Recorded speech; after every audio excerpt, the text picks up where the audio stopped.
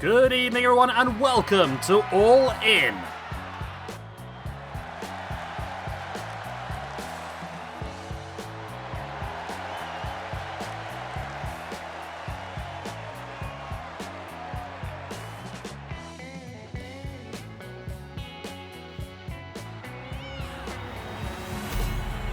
And here we go, in this one it's all for. This opening match of the evening is for the Cruiserweight Championship.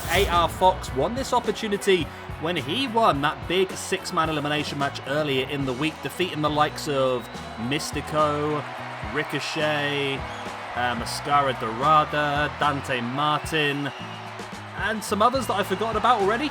It's a big win for him, a match that I wasn't, in all honesty, expecting him to win. I really thought the likes of Mystico, Ricochet, or Pac, that's who it was, Kevin Knight as well. I thought there was going to be bigger names in there, and Fox, I really, in all honesty, I put in there to make up the numbers, but that's what this is all about. We gave him the opportunity, he's grabbed the ball by the horns, and now here he is, opening up our all-in pay-per-view to fight for the Cruiserweight Championship against Will Ospreay, who, as you saw in the entrance, is currently a double champ in our Universe mode. He currently holds the Intercontinental Championship as well, but this one is just for that belt right there, the Cruiserweight belt. Right then. The bell is about to go. We are underway. AR Fox currently sitting now in 201st position. He has had 3 matches so far, currently sits at a +2. He'd lost these first 2 matches. His first ever win was that 6-man elimination match earlier in the week. So, huge opportunity for him to build upon that against Will Ospreay, who is 6th in the overall rankings. He is an absolute beast. +19 after 39 matches. Which in the grand scheme of things in wrestling isn't actually that great when you think about it. I mean, you'd be looking at people like with 15 matches, 14 wins as like the top echelons, but in our ranking system, +19 is very good, especially since he had such a bad start. He only really came into it in 2024 when he had 11 matches, finished the year on +17. Before that, he was in a pretty bad position. But he's utilised that as he's grown over the years, and that's what's going to happen with a lot of people, especially some of the younger stars. They're going to be a little bit rough in our ranking systems to start with as they try and find their feet, and as time goes on and the older they get, the more they're going to develop and the better they're going to become and the stronger they're going to become in our universe as well. This match has started pretty technical so far, to be honest. I was expecting more high-flying, but at this point, both guys just sort of feeling each other out. I suppose Will Ospreay, like ourselves, has been quite surprised with how well AR Fox has done to reach this position, and now he needs to be careful. He realises he can't just think, I've got this in the bag, or anything like that. He's got to be careful of a man who came up against 5 of the other world's best cruiserweight to this point in time, and managed to walk out on top. As you see here, well, Fox actually dominating the match, and there is the big knee into the top of the head of Will Ospreay, before Fox now heading up to the middle rope. And this is the first of 3 big championship matches we have lined up for you this evening. We will also have the Hardcore Championship underway with Darby Allin defending against Big Brody King, Eddie Kingston, Lance Archer. We will also have the World Championship in our main event as well, as Okada defends against Aleister Black, or Malachi Black, whatever you want to call him these days. I tell you what, AR Fox is dominating here. AR Fox looking to add his name to the list of champions. Will Ospreay is our 5th ever Cruiserweight champion, and AR Fox would love to add his name as the 6th. Previous champions include, it's not been the most strongest belt in the world, has it really? The first ever Cruiserweight champion was Jungle Boy, Jack Perry if you will. Then we moved on to Kalisto, Mustafa Ali, and then the first real big champion I mean, that's a bit debatable. I mean, Mustafa Ali is a great cruiserweight, but the first big name to hold the belt, I think, was Jushin Thunder Liger. And I do feel like this belt over the years is going to be a really strong belt as well. Why is Will Ospreay just stood there doing nothing? Come on, Will.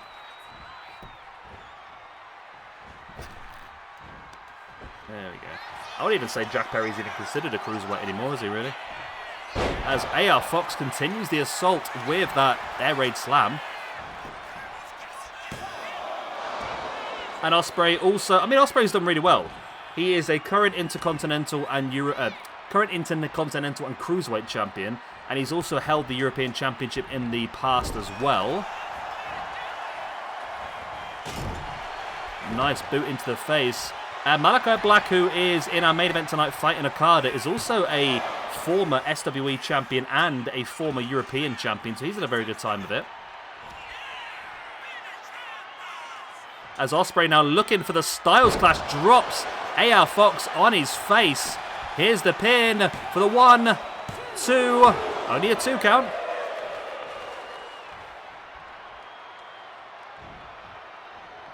Ospreay now heading up to the middle rope himself.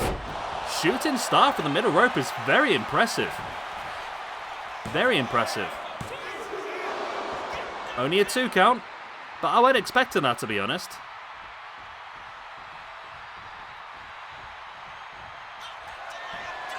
Ospreay now willing AR Fox back up to his feet.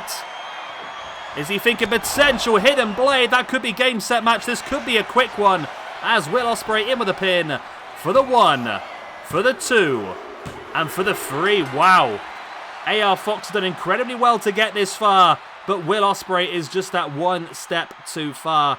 And that is actually Will's first singles victory of the year, which does move him up to a +20, which puts him joint now with Finn Balor up in 5th.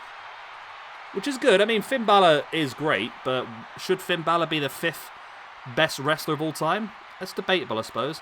AR Fox, that loss, still stays on a +1 after 4 matches, and I still think he has a very big part to play this year.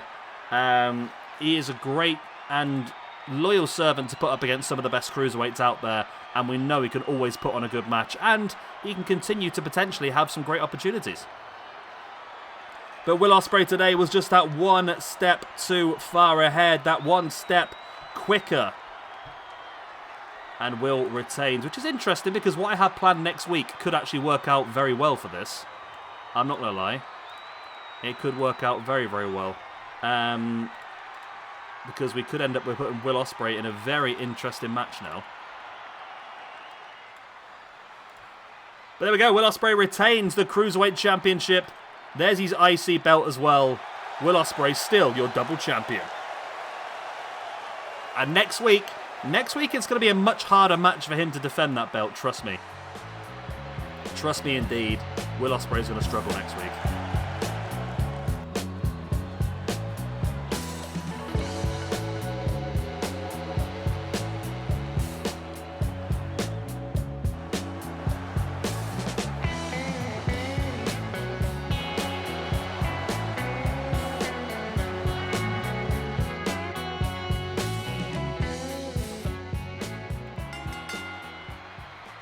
And here we go then, we are underway. Fatal 4-way elimination tornado tag team match. That's a lot of words, I know. Everybody is legal. And we are going down to the final person. So one of your team can be eliminated, but you can still go on to win the match. That's how big this one is. Great opportunity. The winner of this one will be destined for a future tag team championship match against Demolition. We have got, of course, FTR, Cash and Dax. We've got the Briscoe brothers, Mark and Jay.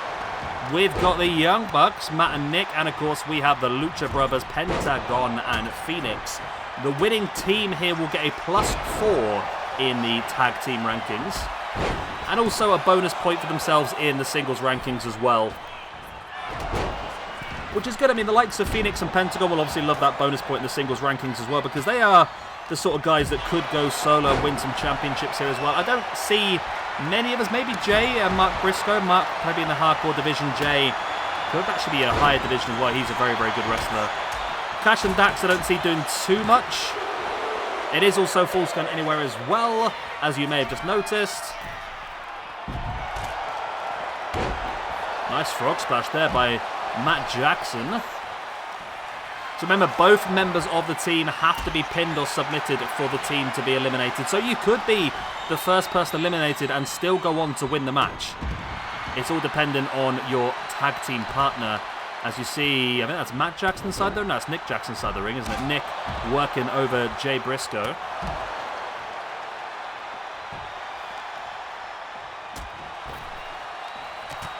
Lovely knee right in the face of Jay Briscoe as well. Cash raining the strikes down on Matt Jackson on the outside. And yeah, the winner of this one will get themselves a tag team championship match, potentially even next week. I'm not sure yet. It depends on what we do. I've got plans in mind. I'm thinking next week we're going to do a TNA-based week, based on the fact we do have Slammiversary this week.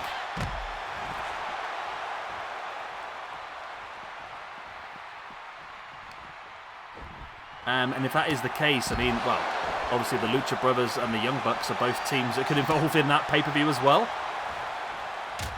Don't think the Briscoes ever did much, if anything, with TNA. And obviously FTR only ever done WWE and AEW as well. I think FTR are an absolutely incredible tag team. Maybe slept on a little bit how good they've actually been over the years.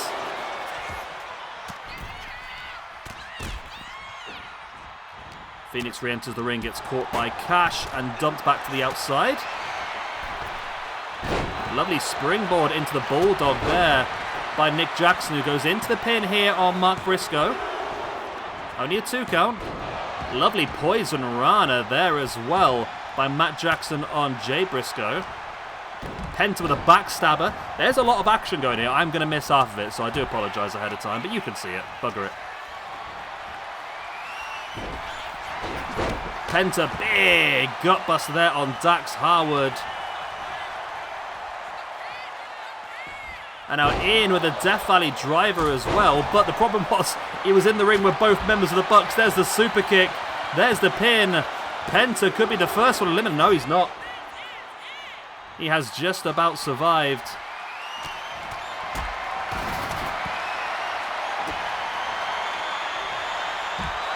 Powerbomb there. And a bin lid right over the head. Jay Briscoe's actually been busted open by the looks of it. Penta dropping... I don't even know where to look. There's just so much action going on. It's difficult when there's this many people in the ring. Death Valley driver onto the bin lid by Jay Briscoe on Dax. And for some reason, Matt Jackson broke it up. Penta inside the ring going for the pin here on Nick Jackson. Not quite sure what he hit, but referee is far too freaking slow. We need more than one referee, don't we, really? More than one referee is needed in this situation. There's a pin going on somewhere. Okay, that's not the one I was looking at. Cash, big dive to the outside. Penta now again with Nick Jackson inside the ring. There's a pin. Nope, not enough. Pin now for Penta. Phoenix in the ring to defend the pin. And we do have the first elimination. It is one of the Bucks. I think that was Nick Jackson is gone. Matt Jackson is now on his own in this match. But again, it doesn't matter. At this point in time, it does not matter. It's all about who's the last man standing, not the first one eliminated. The Bucks could still go on to win this match, potentially. I don't even know where the other Buck is. There he is down there, okay. Penta now slamming Dax the Axe into the corner. Lovely neck breaker by Dax. And Dax now up on top, willing Penta back up to his feet. Oh, Cash there taken down. Mark Briscoe. Chance of the pin. We can't see what else is going on elsewhere, so I'm hoping this is going to be the case. No. Big spine buster middle of the ring by Dax the Axe on Penta. Pin here on Jay Briscoe by Phoenix. Nope, still not enough. It's mad when you look how many eliminations, well, how long it's been since the first elimination happened. That's what I'm trying to think of. Submission there, locked in by Dax on Penta. Not enough for Penta to tap. Dax breaks it up. He knows it's a risk, especially this match type, that he's going to get a boot in the back at any time. So holding the submission for too long is quite a risky thing.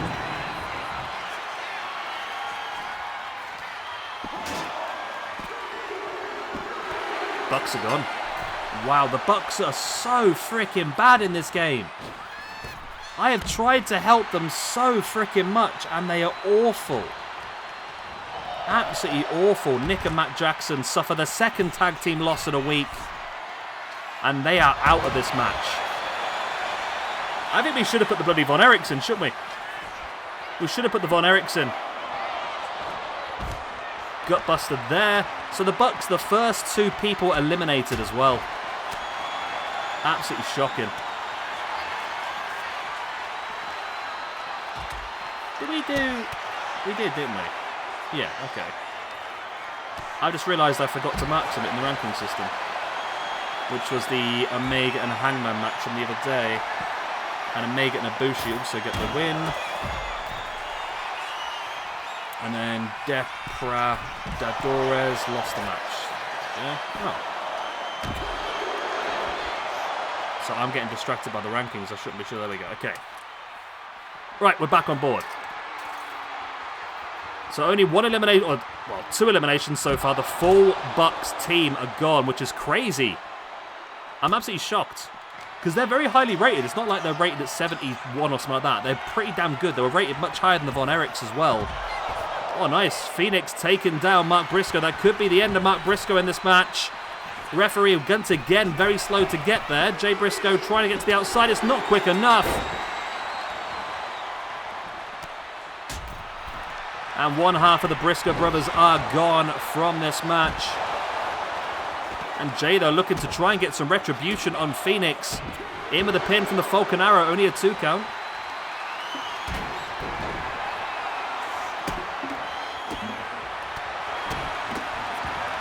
Alright, so there's 2 members of FTR, 2 members of Lucha Brothers, 1 Briscoe brother left in this match. And somebody will get the chance to face Demolition in the future for the Tag Team Championships. Penta with the pin now, middle of the ring on Cash. It wasn't enough.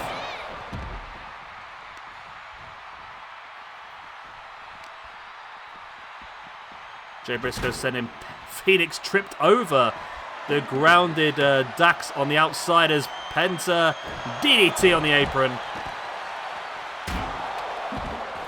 Penta now kendo stick in hand. Runs round the ring. I think he's going to go after Dax, who is currently wiping out Phoenix.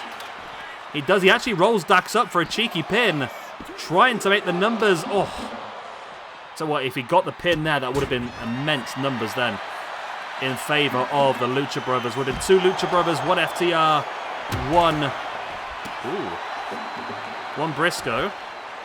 Penta once again looking for that cheeky roll-up, this time on Dax. Again, only the 2 count is broken up.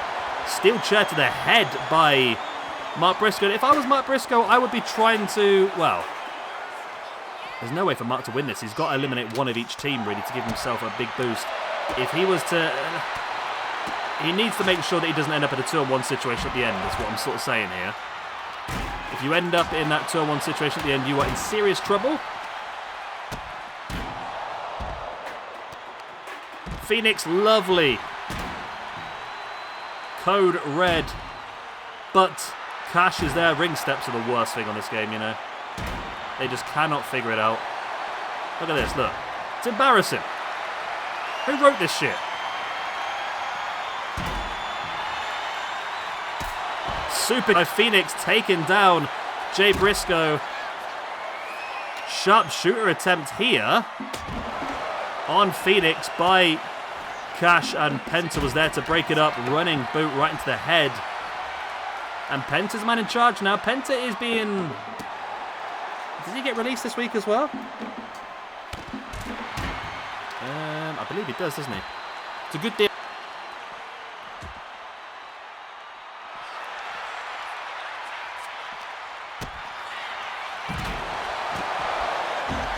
Good, we're good. Okay, we're good. Don't know what happened there. We seem to be okay. We're alive. That's the main thing. Yes. So, Bull Nakano, Jordan Grace, New Jack, and Penta, as well as KSI, are out this week. KSI is in the prime bottle. If that is what he's going to be permanently, then we're not going to use him, are we? Attitude Era pack in September looks really cool. Billy Gunn, Dino Brown, Mark Henry, Road Dogg, Victoria. Really cool. The packs get better and better as they go. I've also got the Saturday Night Main Event pack in November. Jesse Ventura, Junkyard Dog, Paul Orndorff, Sid Justice, and Tito Santana. Really clothesline there by Dax, and now Penta taking Dax up. And he's gonna, I don't know what he's doing here. He's gonna drop him neck first. I don't know whether he's a power bomb. It's such a more effective and cool looking move when you power somebody. When you power bomb somebody. I forgot how to breathe then. Double foot stomp to the back there by Phoenix. The Bucks have been gone for so long now, it's unbelievable. What an absolute useless tag team the Young Bucks have become. And maybe we're going to have to put them where they deserve to be. Let's put them against some of the worst tag teams in history and let them figure that out for themselves, because that's currently where they're sitting. And where are the Bucks now? They are down... They're in a -3, okay. They're actually equal with the Motor City Machine Guns, which is pretty bad for them as well, isn't it? Maybe there's a match... I mean, look at these 3 guys in order in the ranking system. 3 teams, shall I say. You've got Decay, the Young Bucks, the Motor City Machine Guns. I might have just created ourselves a tag team match for next week, trying to get some points. Phoenix with a pin, and the numbers now are definitely in the favour of the Lucha Brothers, eliminating one half of FTR. Somebody else just got pinned as well, I think. Did they know? I thought the referee just counted to a 3. Did Penta get gone? Is Penta gone? Are we down to a final 3? Are we down to a final 2? Because the Briscoes are gone now as well. Again, another team who are not doing well in our ranking system. I don't know where Penta is. Penta still in the match? Oh my god, Penta is still in the match. Okay. Well, it looks like the Young Bucks have won. The Lucha Brothers have won this. It's a 2-1 situation now. The Briscoes moved down to a -3 as well. Yep, terrible. Mark and Jay moved down to -6 overall. Shocking again. Oh no! Maybe not. Dax has managed to pin Penta. Okay. This match is back on. It's 1-on-1. Phoenix versus Dax the Axe. The winner of this singles match will guarantee the tag team championship match for their team. Boot in the leg there by Dax on Penta. Round the back now. Drops him in the high angle backdrop right in the back of his head. We got some really bad people in the rankings. I know I talk about this every single episode, don't I? But it's just, it really annoys me how low some of these people are. I mean, just look at the fact that Shawn Michaels is -5, Shinsuke Nakamura is -4, Kevin Owens is -4, Tanahashi's -5, Christian Cage -5. It's all really, really bad. Nice double axe handle right to the back. In Animal and Hawk are -4. It's time to bust out some jobbers.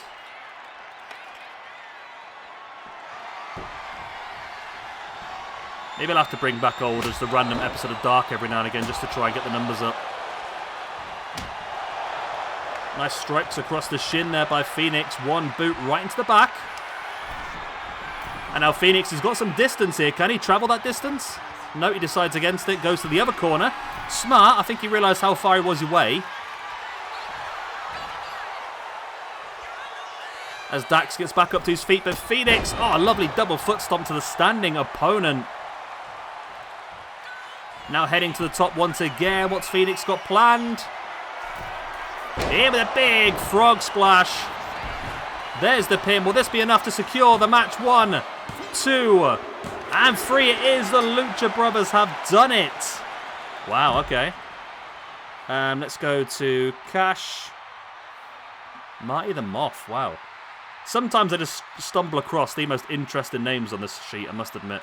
Into the singles rankings first we'll do. So Ray Phoenix with that tag team victory moves him up to a +8, which is very, very good. Penta with that victory moves him up to a +4, which again is moving them in the right direction at least.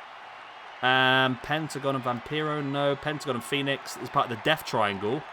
Might have to change that now, I suppose. It's the Lucha Brothers, but that's fine. So the win there moves them up to, it's a win, and then it's 3 bonus points for multiple opponents. That moves them up to a +6, which is huge. And then Cash and Dax, who were already pretty high up, they were on a +4, and now going to drop down to a +3 in the tag team rankings. But there we go. Big victory then for the Lucha Brothers. They will get themselves a tag team championship match. I'm thinking we do that next week. If we are going to do a TNA pay-per-view, having the Lucha Brothers fight for the tag championships does make sense. It will be against Demolition, which won't make sense, but it doesn't matter. It's a theme. It's not like a stuck on what we have to do, is it? TNA is the theme. If there's anything that we need to do outside of that, we do outside of that, I suppose. But there we go. Huge victory then for the Lucha Brothers. So I'm just choking over here. My apologies. And there it was at the end. So it was Phoenix who got the win in the end, which is very good. I mean, they are the two biggest singles names, aren't they? They now move it to 9th in the tag team rankings then. The only teams ahead of them being the two-man power trip, Triple H and Stone Cold Steve Austin, Malachi Black and Scott Steiner. Nope.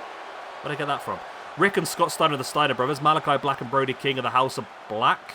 Rick Steiner and Bron Breakker as well is pretty high up. Demolition in 4th.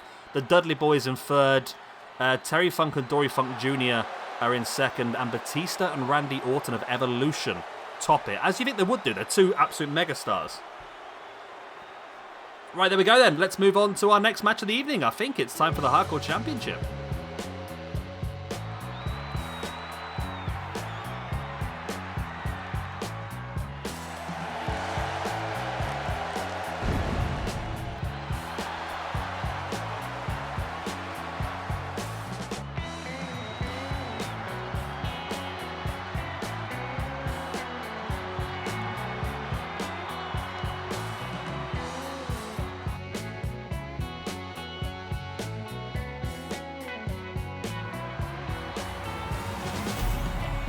Right, and that is what it is all for here. The SWE Hardcore Championship. A really cool looking belt this year, I must say. I don't know if I've shown it off yet, have I? I think I have, actually. Yeah, we have, haven't we? Yeah, it's a really cool looking belt and a great opportunity here for Darby to continue his run as the champion. But this is going to be a very hard defense for him going up against, well, 3 other very, very big names, big men, whatever you want to call them. Really good cause as well, aren't they? I'm really happy with a lot of this stuff this year. As much as the game is an absolute shit show, the actual cause themselves and the belts are looking pretty cool.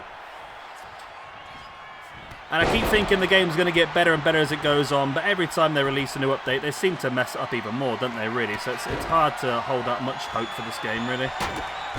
Hey-ho. Right, Darby Allin, well, it's going off well. Remember, this is a fatal 4-way elimination match, so last person standing will win. Big points available. It is +1 for every elimination, so a good chance, I mean, if you could eliminate all 3 opponents and win the match, there's an extra point for the winner as well. You could walk away with a +4, so a big opportunity for some of these guys.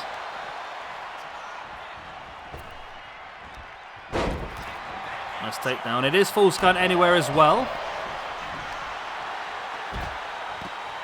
As Kingston, now look at the headbutt right to the chest of Brody as Darby now with a stop sign on Lance Archer. I keep struggling not to call Brody Bruiser Brody. Maybe I should at some point. We'll do Bruiser Brody versus Brody Lee versus Brody King just to completely destroy my brain. We'll have to do that at some point, won't we? As Eddie Kingston now sending Brody into the table. Darby just flew there. Should we have a quick look and see what the rankings currently sit at? So Darby Allin is high up. He is +8 after 24 matches, 46th in the ranking overall. Eddie Kingston is currently sat on -1 after 19 matches. Lance Archer, he's high, Lance Archer, +10 after 17 matches. Wow, he is very high up. And then Brody, not Bruiser Brody, Brody King, +7 after 18 matches. So all of these guys, I mean, apart from Eddie Kingston, the other 3 pretty highly rated in our universe mode, which is pretty good. Nice to see. So Eddie's the one who really does need these points, in fairness. Archer now taking Kingston up, and a big slam.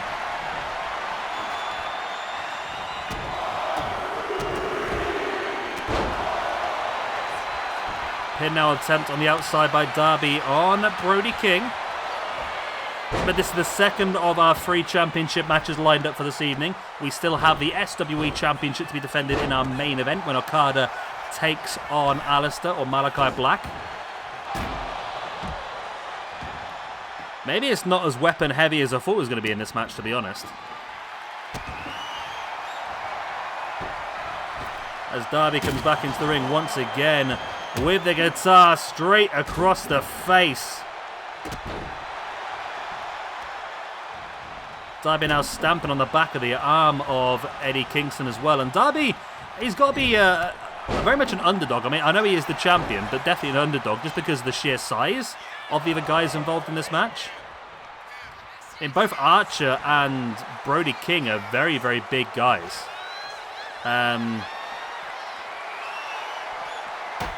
Granted, Eddie Kingston's not the most hugest man in the world, but he's still much bigger than Darby. Pin attempt here by Eddie Kingston on Lance Archer, only a 1 count. Eddie Kingston striking the back of Brody King. That's going to take him up into a powerbomb position. Oh, stacks him up as well for the 1, 2, only a 2 count. Archer now sending Eddie, wow, sent him straight into the grounded Brody King and then caught him and dropped him face first. Unceremoniously. The strikes now in the gut. Oh my god, Janice just got launched right between the eyes. That is brutal. That is the most hardcore thing I've ever seen in my life on this freaking game. I've seen him throw stuff before, but throwing the nailed board, throwing Janice, spikes first is brutal.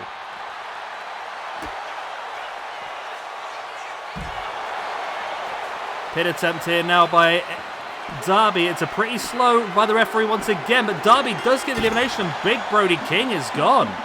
Wow, okay. Brody King eliminated, moves down to a +6.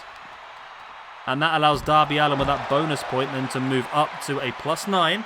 And then there was 3 in this match. I'm surprised. I thought Brody King would have been one of the favourites to walk away champion. Not quite sure what that was. I think Eddie Kingston may have missed whatever he was going for. Brody King just trying to leave the arena. There we go. He's got a bit of free walking space now. Pin now by Darby on Lance Archer. Only a 1 count.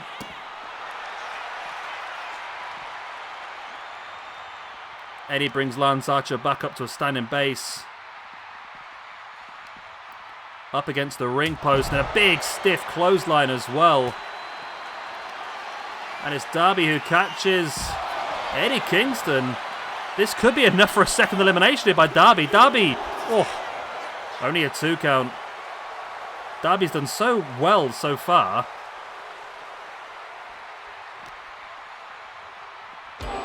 And he almost stole himself a second elimination there.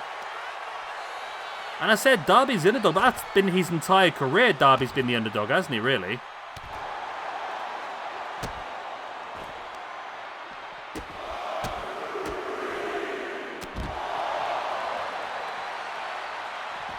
Darby now, lovely crucifix bomb taken down. Lance Archer.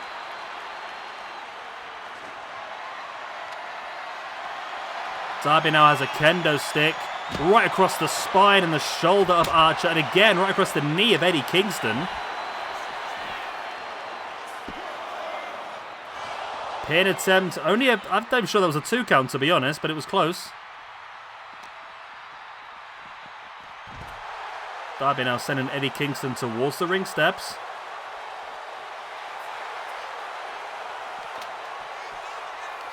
But Lance Archer's back up at his feet, sending Darby straight into Eddie Kingston. They're using Darby as a weapon between the two of them now.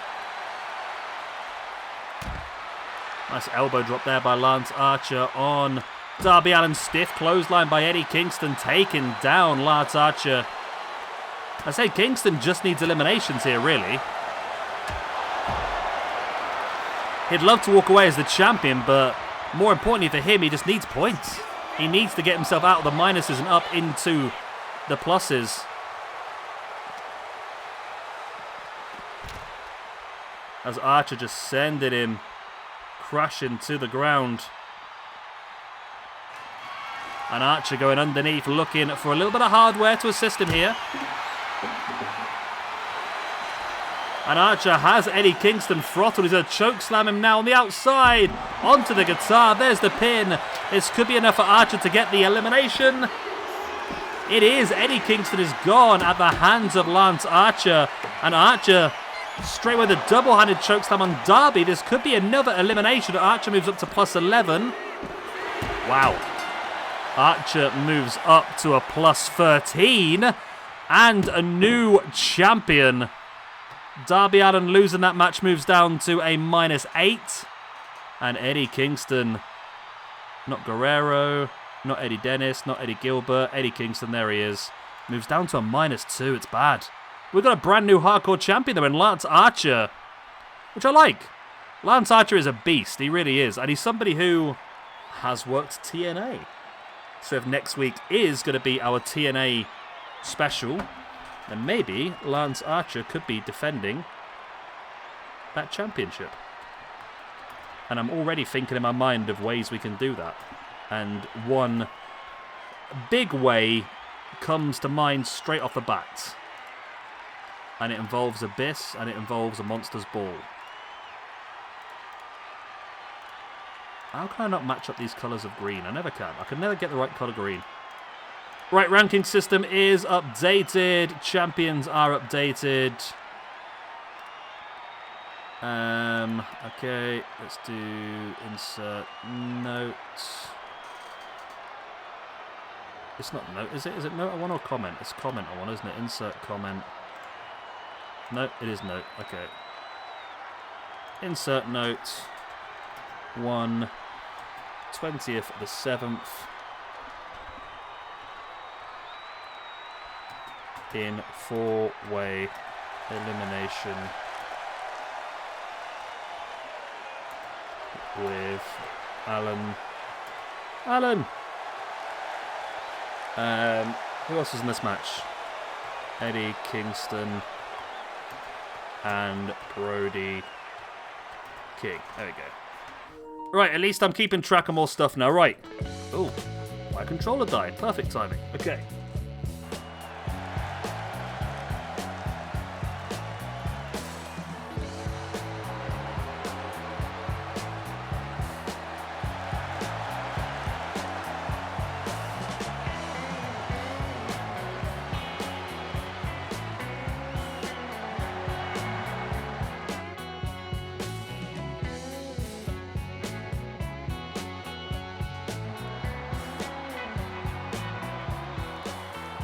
Right then, women's singles action in this one.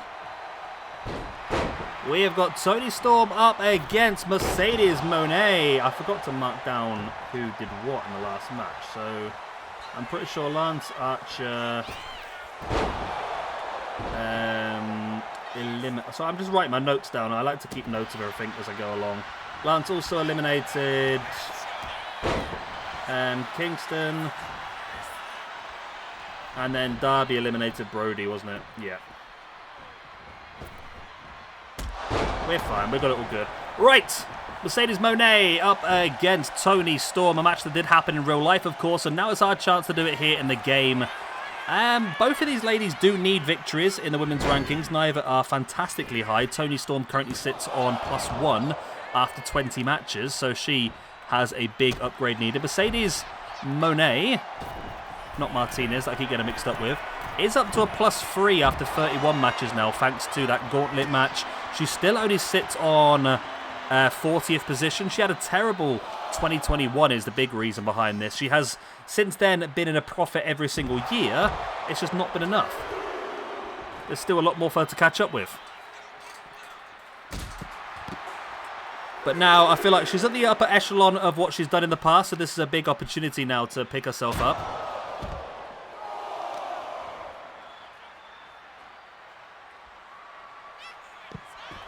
And she is working over Toni Storm on the outside in full control of this one.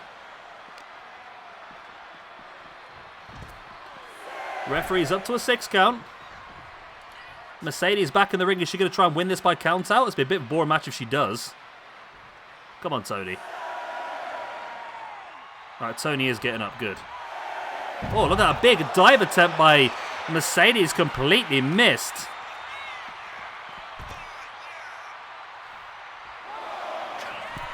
Toni Storm now, she's heading up top, looking for some height. In with a drop kick. This time it's hit, though. Good maneuver there by Toni Storm.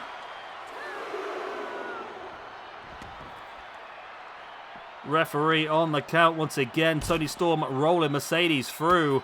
And a big butt to the face.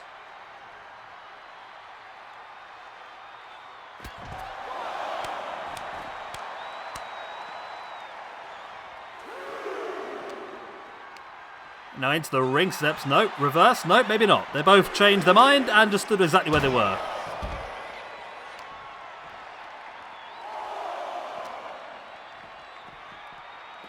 Again, tripping over the ring steps. Referee's up to a 5 again. This match has not really taken place much inside the ring at all. It's really been more of a brawl than an actual match at this point. And again, Mercedes trying to win this by count-out. And she might actually have it at this point. God, Mercedes, don't do this. No, Storm is back up. Back in for the 9 count. Mercedes has tried twice now to win this by count-out. Neither was enough.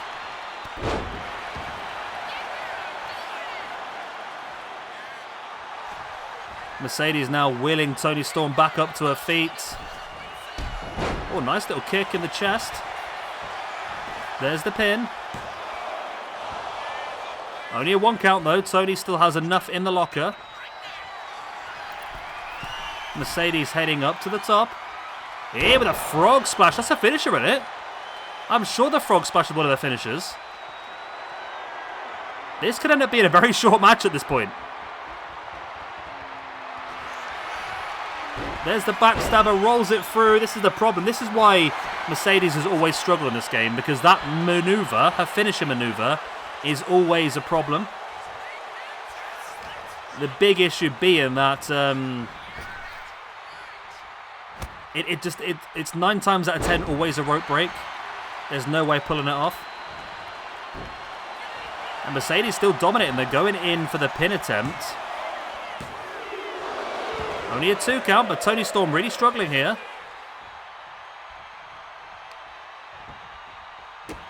Big boot right into the back. Big double forearms.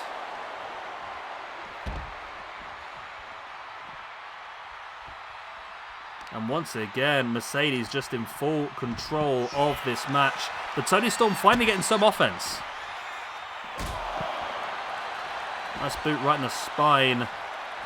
And now dropping the body weight inside the knee of Mercedes.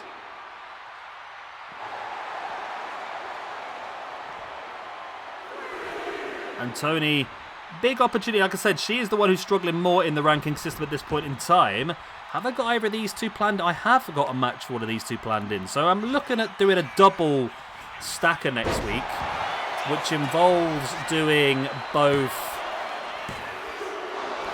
doing Evolution and a TNA pay-per-view back-to-back next week. Main reason was I want to do Evolution because that's just happened in real life and it gives us a chance to move our rankings around the place. But also, I feel like women's wrestling doesn't normally get as many views. Therefore, by doing the TNA one as well, hopefully I can keep everybody happy. That's the plan. Nice clothesline to the back of the head there by Toni Storm, and a big knee into the face as well. Now rolling Mercedes over, stamping on the arm. I tell you what, the card I've got planned in for Evolution is pretty damn good. For the whole week, it's pretty damn good, to be honest with you. I'm happy with it. Toni Storm around the back, in with a German suplex. And both of these ladies are in contention to become champions in that week as well. As Toni Storm dropping her body weight across the spine of Mercedes Moné. Mercedes back up. Lovely drop kick right into the chest. And now Toni Storm stalking. Is she thinking Storm Zero? She's thinking about it. Okay, she hits the butterfly powerbomb. Oh, Wow. Only a 2 count. Over the top with the senton now by Toni Storm.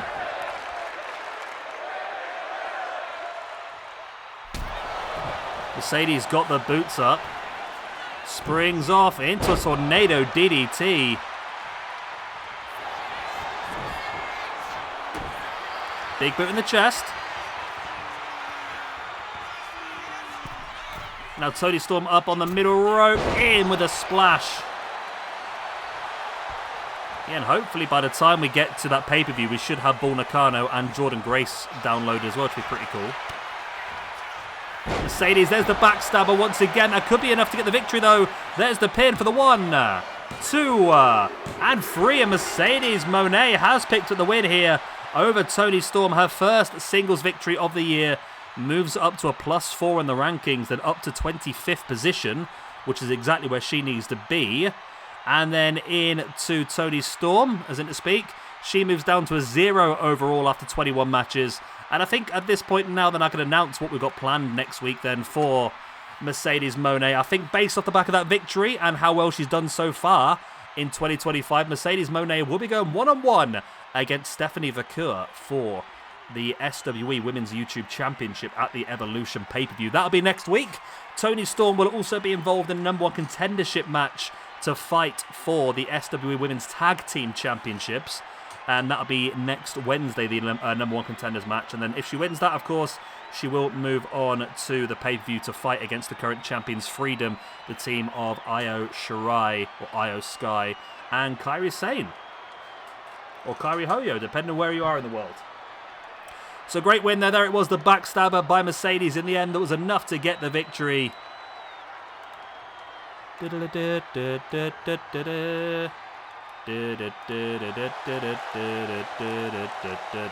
I've got Final Fantasy music in my head now for no reason.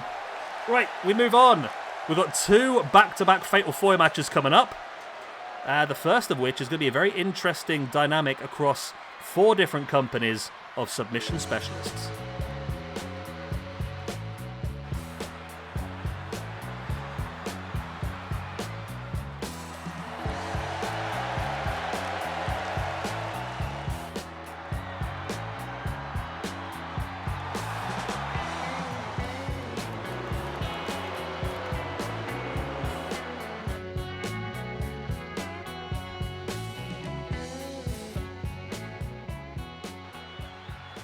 Right then, we are underway in a, what should be, I hope I did this right.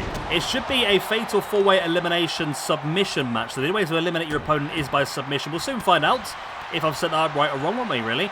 We have got 4 different companies being covered here. We have got Rey Hechicero coming from CMLL. Nigel McGuinness representing Ring of Honor. Of course, Zack Sabre Jr. representing New Japan. And Bryan Danielson representing AEW.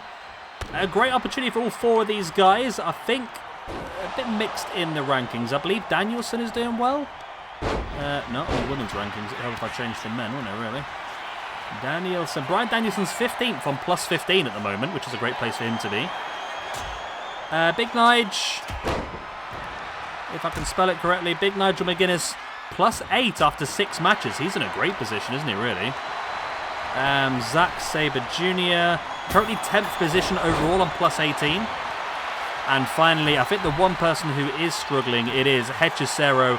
3 matches, 3 losses so far from him, -3 overall. Not a great place to be. And he will want to try and fix that. If Hechicero can come out and win this match, that'd be a huge win for him for a start. Especially building up to what potentially is going to be our Latin American Championship tournament. We're looking to start that in a couple of weeks' time. I know I keep talking about it, I haven't done it yet. Main reason is I wanted to wait for the Pentacle to be available. Plus, I'm going a bit over the top with 2 shows next week, and I wanted to try and make sure that I had enough time to do it all, so that'll be a week after.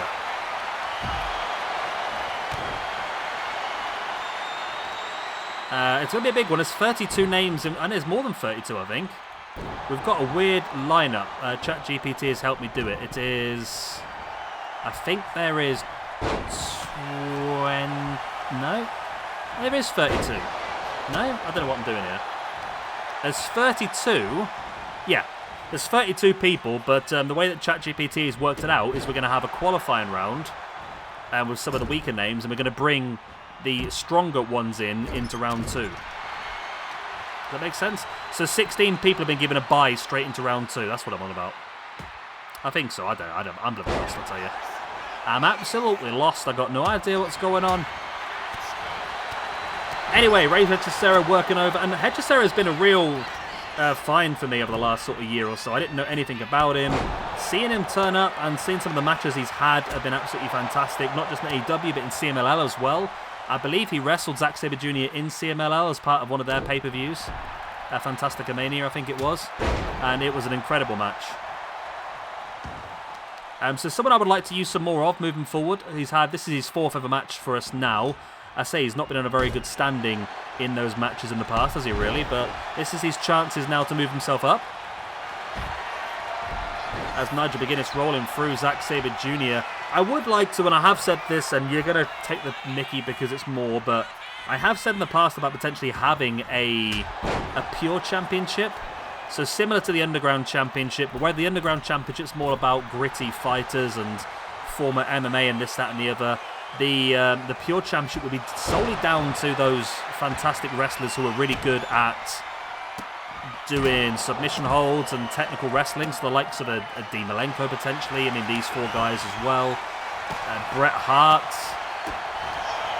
the risky side of things like Chris Benoit maybe. Those people that are just fantastic technical wrestlers who don't really seem to get as many of the plaudits, so it's definitely something I would like to look at in the future. But we'll have to cross that bridge when we come to it, I suppose.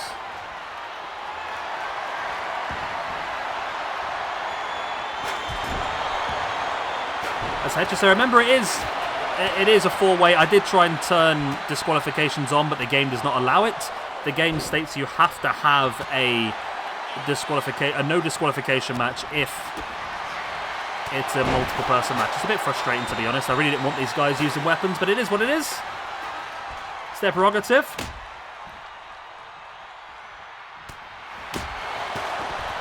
Danielson, look at that, just launching. Oh!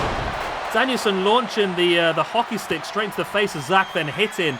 And I think that does confirm that I'm correct with the submissions only, because he hit that big Briscoe knee and didn't go for the pin.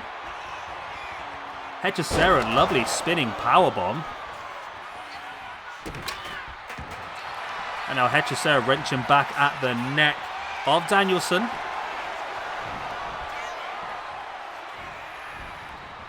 Nice standing clothesline there by Nigel McGuinness. As Danielson now with a butterfly suplex. Oh, McGuinness over the back of Danielson's head with the hockey stick. Absolutely brutal.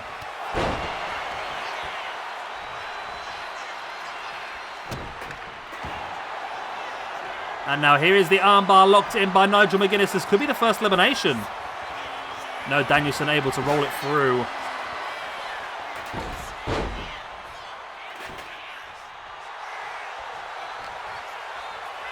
McGuinness now dragging Danielson along towards the corner. Danielson ducks underneath. Yeah, I think it would be a fun thing to do in the future. We'd have to probably do another tournament maybe. Obviously, Latin American Championship tournament takes the priority at this point in time. Then also look at the Oceanic Championship as well. Especially, I'd like to bring that in at some point in this year's game, because it is very much a bloodline championship if you want to do it that way. Utilising people from the oceanic part of the world, the likes of Australia, New Zealand, and also Samoa, Tonga, them sort of places as well. So there's a huge amount of people that could be involved in it. As Hechicero now taking down Danielson, brings him back up to a standing base. Danielson now reverse suplex on Zack. No eliminations as of yet, but I feel like once they start going, they will go. Once those body parts are weakened. And there is a standing armbar locked in by McGuinness on Danielson. Danielson able to break free. And now Danielson taking McGuinness up into a pile driver. Wow. Risky move with the issues of the neck and stuff like that potentially in the past. Hechicero now working over Zack. Going to take him up into a powerbomb position. Spinning powerbomb into the last ride.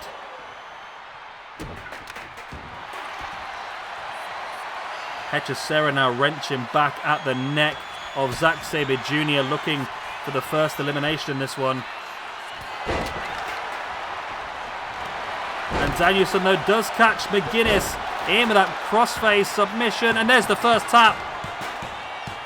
McGuinness is gone. Eliminated by Bryan Danielson. And Danielson is after it again. So McGuinness moves down to a +7. Wow, Zack has gone as well. Wow, okay. Quick couple of moments there. Zack Sabre Jr. eliminated. That moves him down to a +17. And Danielson, with 2 eliminations in a very short period of time, moves him up to a +17 at this point in time. And then there were 2. Danielson, of course, one of the best ever to do this. Hechicero, the one who's desperate for the points, though. If Hechicero could pull this off, this will be one of his biggest victories in our universe mode, and would move him from a -3 up to a -1, which doesn't sound great, but it's a hell of a lot better than where he has been already. Look at the steel chair across the back. Sheer brutality.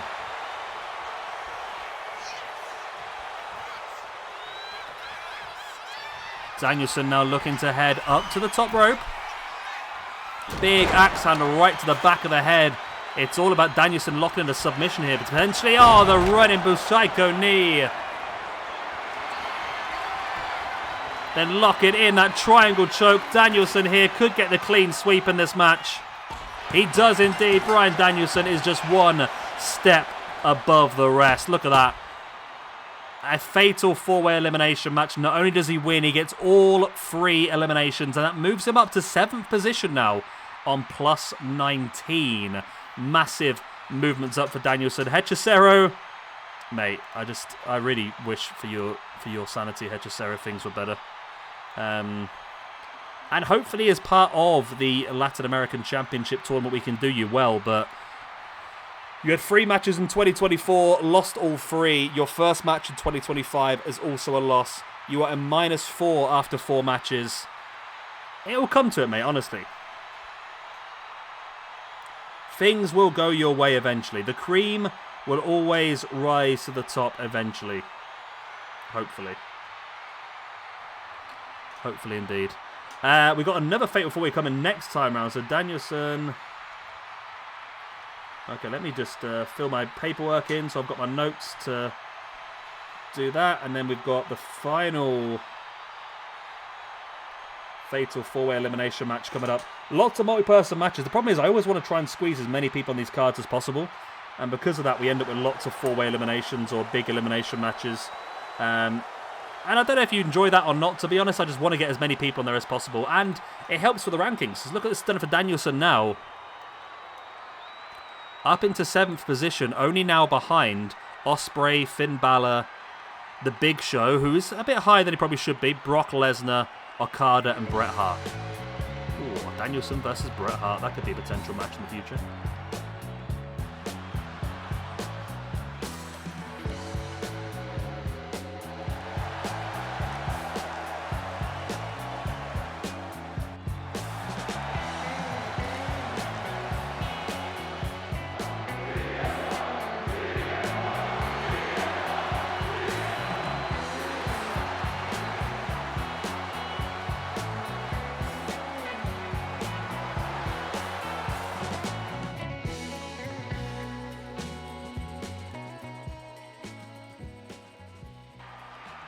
Right then, here we go, another fatal 4-way elimination match. This one is a bit of an interesting one for CM Punk. This is 3 people that he despises and 3 people that I think very much despise him as well. So it'd be interesting to see who can get the final laugh in this match. Let's see where these guys sit in the ranking system, because I know, I know Jack Perry's quite high up, I believe.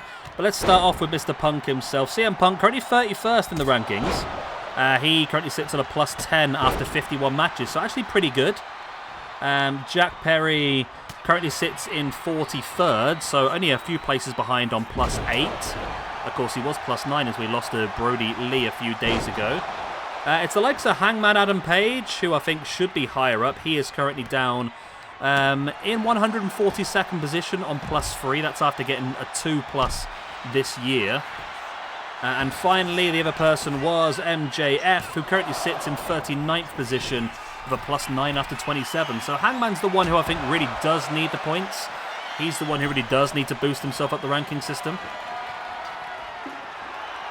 Typical CM Punk going for a weapon straight away. He can't fight like a man. Punk going after Hangman, swinging the guitar. Hangman just completely ignores him as Punk comes flying around the corner now. Looking at MJF with the guitar. MJF, cheeky little roll-up on Punk.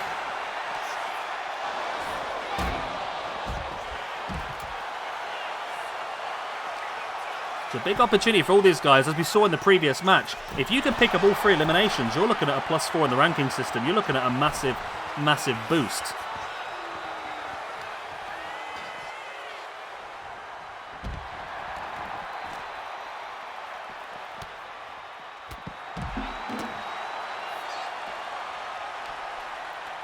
Good Jack Perry now. The forearm right into the back of their head.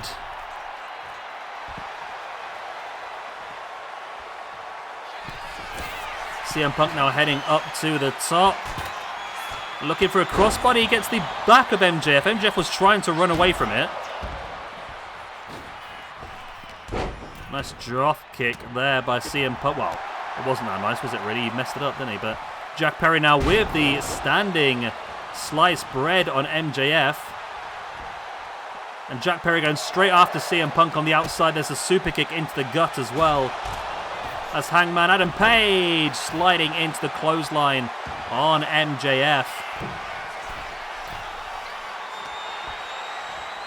Hangman now willing MJF back up to his feet. In with a crossbody. It looks like a frog splash crossbody.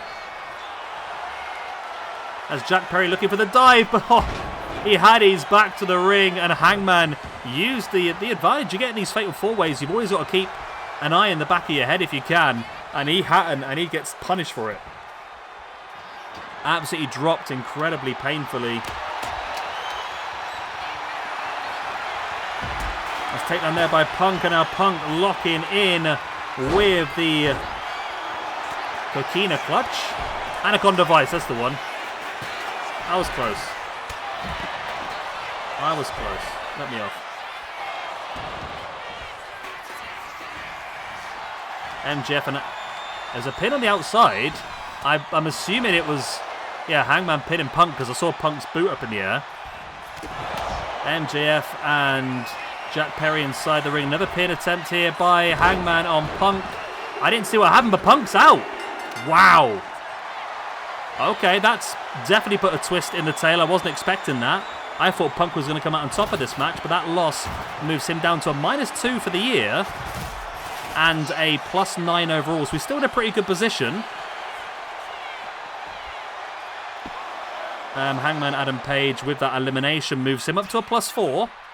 If Hangman can go on to win this match, that'd be huge for him now. Because like I said, he was the one on the lowest points. If he could pick up the other 2 eliminations and get the win here, that would be a massive, massive increase for him in our ranking system.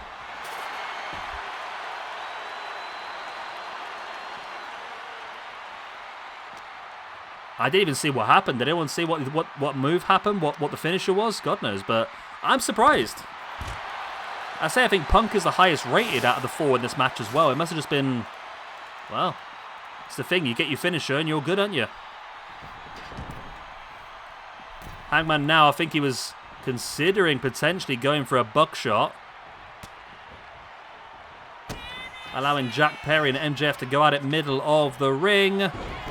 There's a Canadian destroyer by Jack Perry. Then he gets a kendo stick right across the head by Hangman Adam Page.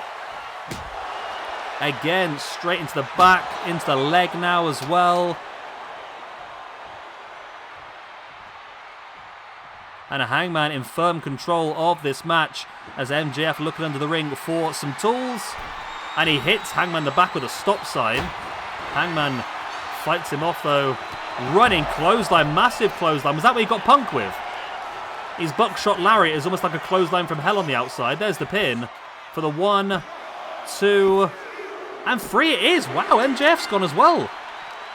Hangman with a second elimination moves up to a +5. MJF, he is going to be down to a -1 for the year overall, +8 overall.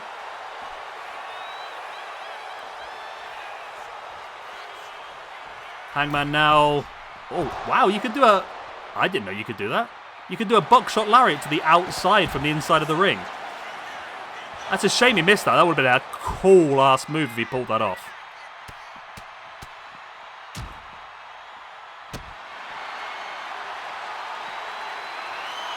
Hangman, though, being stalked here by... If Jack Perry gets the win here, this is going to be the biggest FU to CM Punk, I can imagine.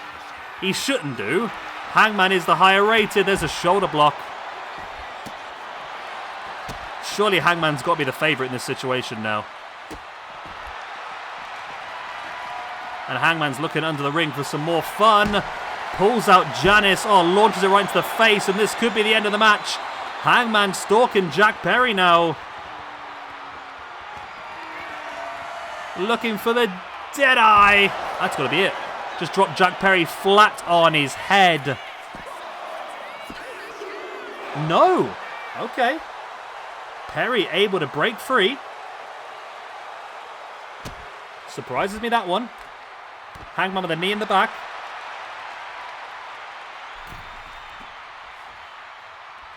Hangman now heading up to the top rope. What's he planning? In with the elbow drop right into the heart of Jack Perry. Is that going to be enough? It is indeed. Wow. I mean, it's so rare to have...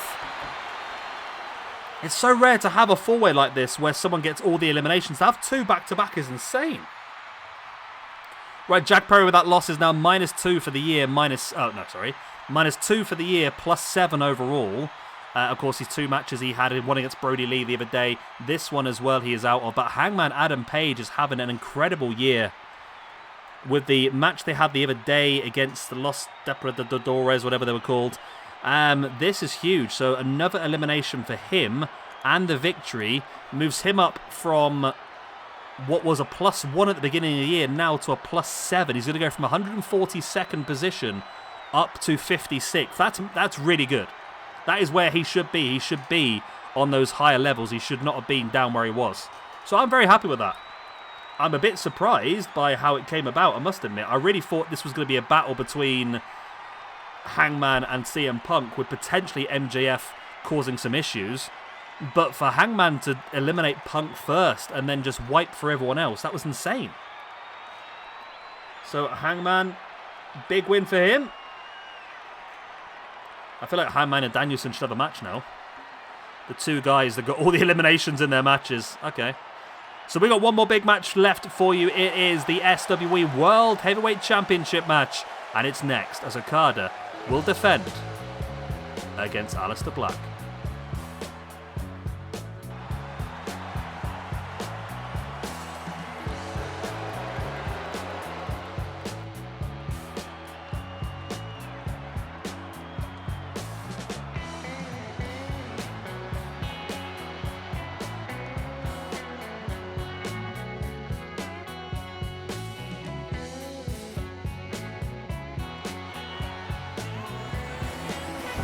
There we go, that's what it's all for then. All the gold, the main gold. And this will be Aleister Black's attempt to become a two-time World Heavyweight Champion here in SWE.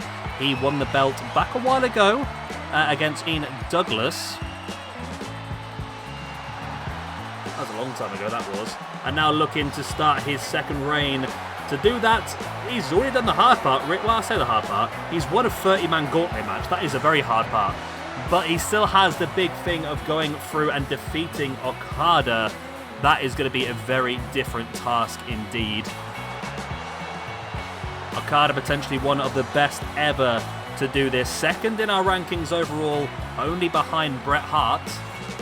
He's 4 points behind Bret Hart, but he has had 18 matches less. If Okada had the same amount of matches as Bret Hart, potentially he could be up there. Same with Brock Lesnar. Brock Lesnar's 6 points behind Bret Hart, but he's had 26 less matches. So really there's a potential that these guys could actually catch Bret Hart up if they have the same amount of matches, I think. Aleister Black is actually the man who's had the most matches for us at 62. I told in the past he's one of my favourite wrestlers of all time, hence why he's had so many matches in the past. Yeah. Malachi Black or Aleister Black has had 62 matches. Omega's had 61.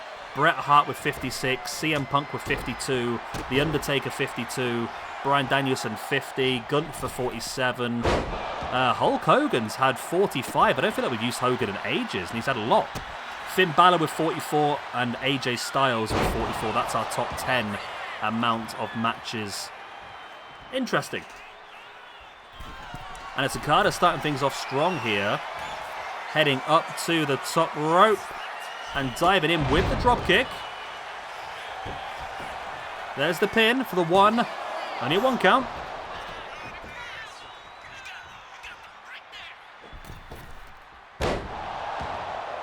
There is the moonsault, so I got distracted then.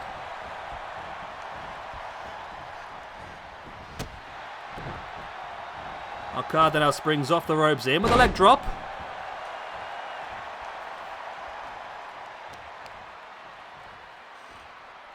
Rolling through Malachi.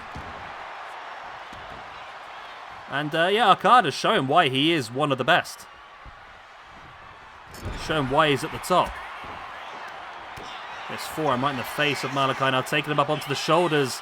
I thought he might be thinking tombstone there early on, but not to be the case. Malachi able to fight his way out, taking him up into the brainbuster.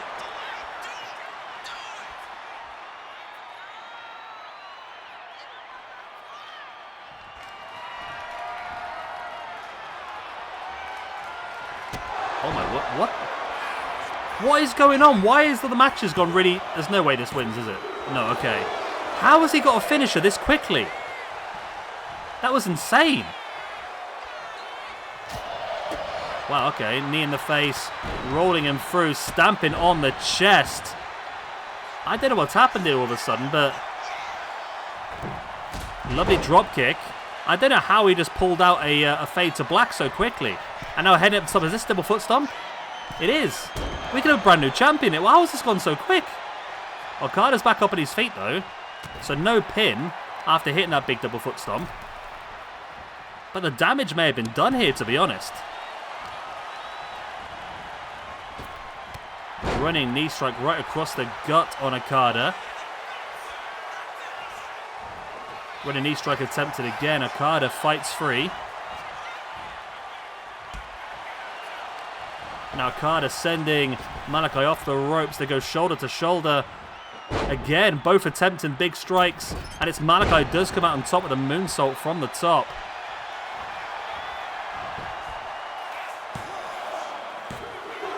Only a 2 count.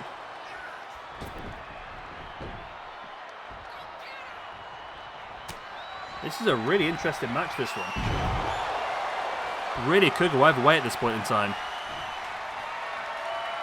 I mean, Malachi or Aleister's already hit a hell of a lot of big maneuvers, and it's now Okada lining up one of his own. Rainmaker clothesline. Is this going to be enough? Only a 2 count again? Wow. This is insane so far here. Big diving elbow drop by Okada on to Malachi Black.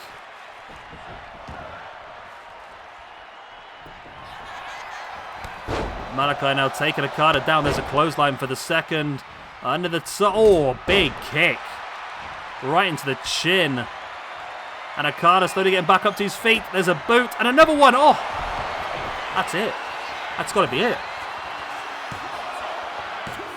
Oh my God, how? How was he kicked out of that? Malachi heading up to the top. Is he thinking for the big double foot stomp? No. He's willing Malachi back up to his feet, or Aleister went for the drop kick, missed it. And now around the back with the uppercut to the back of their head. Aleister Black running through now with the cutter over the top.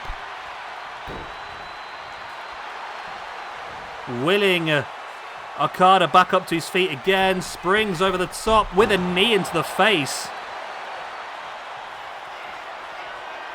And again up to the top. This time double foot stomp hits. And this time surely there's no way Okada kicks out now, is there? He's not going for the pin. Oh my god. He's not going for the pin, but he is going for the kill shot. Boom. Black mass. That's it. It's got to be. There's no way he survives 3 of them. Oh my word, what a match. It wasn't long, but it was absolutely insane. And there we go. Aleister Black, Malachi Black, whatever you want to call him. 4 wins for 4 this year. And completely just, yeah, I mean, this could have gone either way, don't get me wrong, but I just wasn't expected to be that dominant. I really wasn't. He becomes our 21st SWE champion of all time. Okada, that is the end of his first title reign. Wow. Wow, well, we were absolutely, it was incredible. It took 3 black masses and 2 big double foot stomps to finish Okada off. Okada did manage to pull out one of his Rainmaker clotheslines. Couldn't finish off Black either, but this was just mad. It really was absolutely mad. There was a big double foot stomp by Malachi. Rolled through Okada. And this was the 3rd and final fade to black. Boom. And it wasn't enough still. He went for the pin. It still was not enough. Only a 2 count. Oh, no, it wasn't enough. Yeah, okay. I've literally just watched it. I've already forgotten what happened. It was that much stuff that happened. It was too much for my little brain to handle. Well, there we go. There we freaking go. Malachi Black, Aleister Black, all the blacks. That sounded wrong. I didn't mean it that way. Is your champion. In his 2nd ever reign as the SWE World Heavyweight Champion. He's former European champion, now 2-time SWE champion. That's a big one. That is a big one. Definitely. Right. That's the end of our pay-per-view. Hope you've enjoyed it. Of course, if you haven't hit the like, subscribe, all the other good stuff. Next week, we're going to double up. I think we are doing Evolution as well as TNA Slammiversary. So keep an eye out for those 2 happening. Evolution on Saturday, Slammiversary on Sunday. So lots of action to come. If I can, I'll tell you what, I'm cutting myself tight here, because I'm away a few days this week. I've got to record all that. Bloody hell. Okay, well, I love you. Leave you good night. God bless. I'll see you next time. Bye-bye.